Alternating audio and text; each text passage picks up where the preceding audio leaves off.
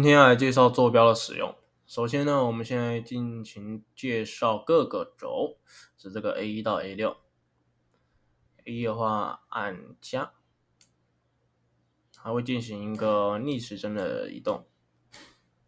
然后 A2 的话，这个会进行一个逆时针的移动。剩下的 A3 到 A6 呢，也都会进行逆时针的移动。变成这边，然后 A4 这里，A5 是这个前端。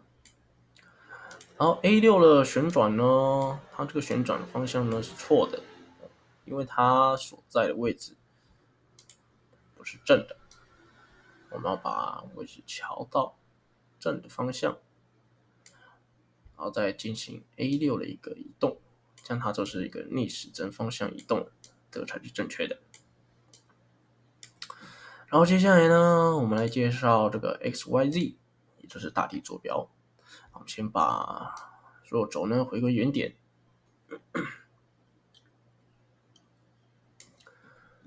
Z 轴的话，这是以大力坐标这个红色比较大的这个 X 轴呢进行移动，像这样子按正按负移动。然后同理 ，Y 和 Z 的话也都是以大力坐标的各个坐标对应的坐标进行移动。Y 的正和负，然后 Z 轴的正和负，然后回归原点。然后接下来呢 ，X 的话 ，X 就是以 X 轴为中心进行一个旋转，像这样子按正，就进行一个旋转的动作。然后 RY 也是同理，也来进行以 R 轴、以 Y 轴进行一个旋转的动作。然后 RZ 以 Z 轴进行一个旋转动作。好，接下来回归来介绍这个工具坐标，这个比较小的工具坐标的话 ，TX 的话就是以图具坐标的 X 轴进行移动，那样子。然后 TY， 然后 TZ， 回归原点。然后 RTX 的话是以图具坐标的 X 作为中心进行旋转，像这样子，这个进行旋转。然后同理 RTY 的话，按正和负进行旋转。然后 RTZ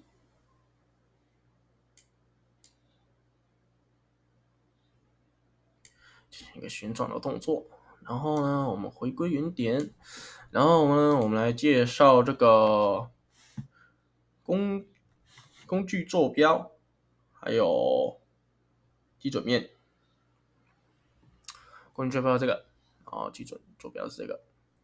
好，首先呢，我们要先来建立一个设定档，然后需要建立名字，就随便教就好了。然后呢，我们来帮它设一个数值，工具坐标数值，我们全部都给它150。哦，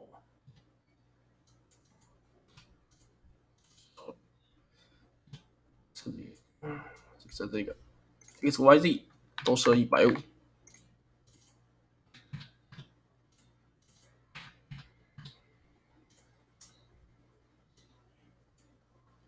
好，我们的工具坐标呢就是到这边。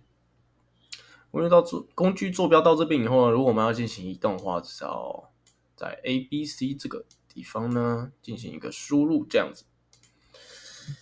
如果假如说要以 X 做旋转的话，我们只是要用 Z 轴，要输入 Z 轴，也就是 C 的这个方向，C 的这个位置，我们输入个30度好了。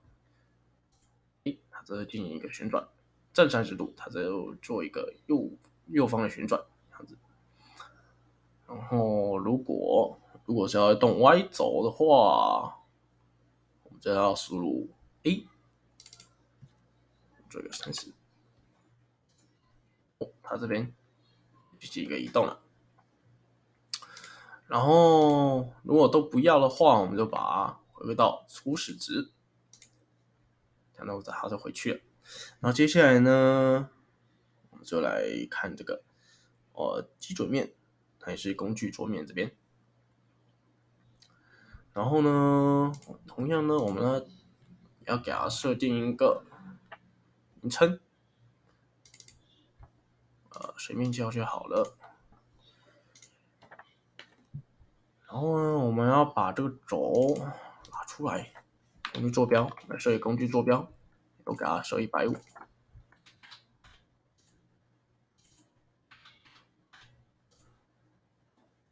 这样子呢，我们的工具桌面呢，它就会出来了，在那边。